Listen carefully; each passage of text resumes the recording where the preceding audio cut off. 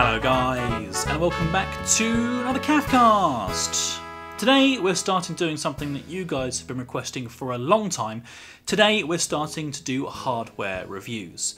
Now to start off with, we've got a great product to review for you guys. It's the Cooler Master CM Storm Novatouch Topre switched mechanical keyboard, which is quite a mouthful, but hopefully you guys will enjoy the review. Make sure you're subscribed because we're going to be doing a editing PC. We're going to be building an editing PC that's designed specifically for recording games in up to 4K and editing them on YouTube, so make sure that you stay tuned for that. But for now, we're going to be reviewing this keyboard. It is a mechanical switched keyboard, a Topre mechanical switched keyboard, which is slightly different from Cherry MX keyboards. And the best way to explain that is by explaining the three types of keyboards that you most commonly find. The first of which is a standard rubber dome keyboard. It's the one that probably came with your old desktop PC if you bought one from Dell or HP or any of the major manufacturers and you found one bundled in. Chiclet keyboards generally are the ones that you find on laptops, and mechanical keyboards are the ones that you find that people generally buy. There are many types of mechanical keyboards that you can get, the main one of which is Cherry MX. You can find Cherry MX Reds, blacks, browns, blues, greens, clears. There's loads of different ones available, and basically all that means is it has a different type of activation that's built into the switch itself.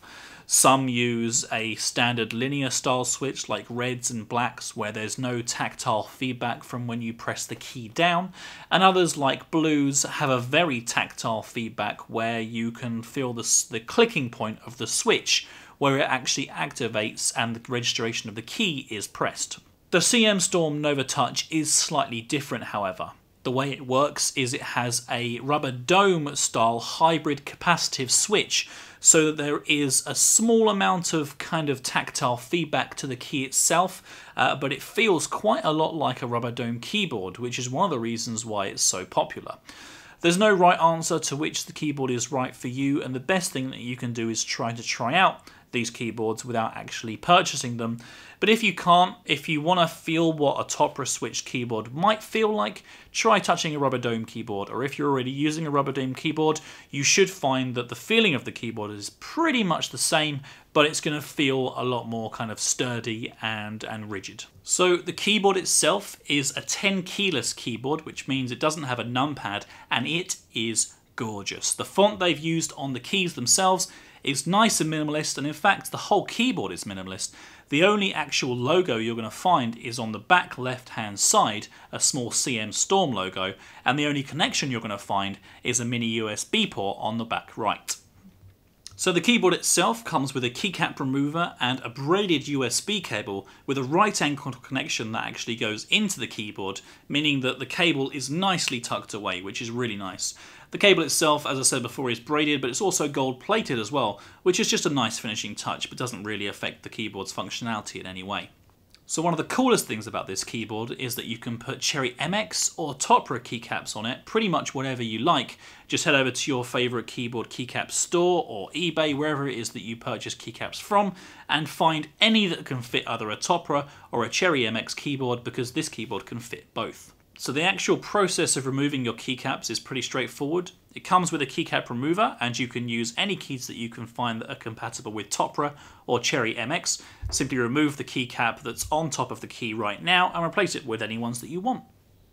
So on the bottom of the keyboard there are some rubber pads, obviously, which is pretty normal, but also they have complete rubber pads on the flip-ups as well if you like to have your keyboard aligned towards you.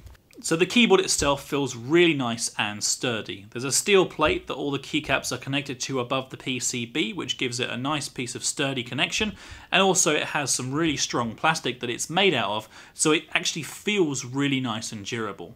Gaming on this keyboard seems to be a pretty good experience as well. I can't fault it. It took me a little while to get used to the difference in weight of the keys because I was using a slightly different weighted keyboard before this. But once I had, after a couple of hours, I found that I was actually doing a lot better. The responsiveness of the keys that I was using felt more immediate, and it could just be a placebo effect, but I found that I was enjoying this quite a lot for gaming. So for all the keyboard enthusiasts out there, this keyboard does have a Windows lock and N key rollover as well, connected through USB, so you have no ghosting of any type really that I've found, and the keys register the press pretty much immediately.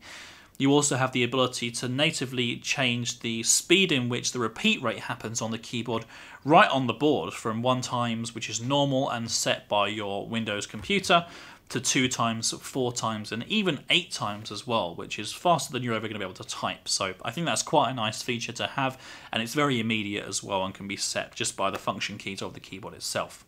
You also have some media keys on the keyboard. Again, it's a function modifier, but you have play, stop, skip, and back. And also you have the Windows lock as well, and your volume controls directly on the keyboard. So it's pretty much got everything that you could possibly want. The only negative that I can find about this keyboard is that it doesn't have a light on the caps lock key, which means that it's obviously quite difficult to see when you are in caps lock mode. But apart from that, to be honest with you, I didn't find it too much of a difficulty because I tend to use shift more than caps lock anyway. Rage mode is very infrequently activated on my keyboard, so I didn't worry about it too much at all. Cooler Master really have done a good job here with this keyboard. The Topre switches are a great typing experience, and the fact that you can use your Cherry MX keycaps on this keyboard really seals the deal. I mean, there's no other keyboard out there that can do this right now, and if you want to have that experience of typing on a Topre switch with your favourite Cherry MX keycaps, this is pretty much your only option. Not having a numpad there doesn't bother me at all, really. I prefer 10 keyless keyboards because it means that I can have my keyboard and mouse closer together, which makes a much more ergonomic gaming experience. And when you're having really long gaming sessions like I do, it makes things just that much easier. The typing experience itself is really solid. Here's a good example for you.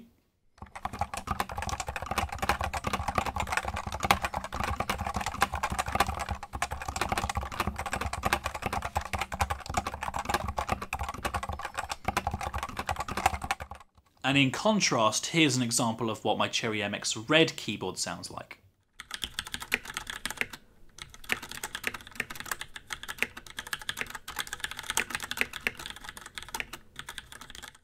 I'm not sure if you can tell by the sound itself, but the Topre keyboard definitely is a more solid typing experience, so I'm definitely going to be switching my Cherry MX out for this fantastic Novatouch keyboard.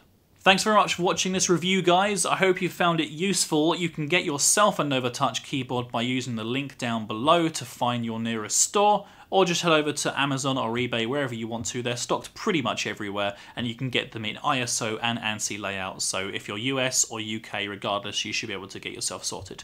So until next time, guys, let me know what you think of the video in the comments below, and please do let me know if you want to see more hardware reviews. As I said before, there is going to be a brand new PC build and going through all the steps about what to choose for a decent YouTube editing PC. So until then, thanks very much for watching, and I'll see you all soon. You've been watching the Cafcast.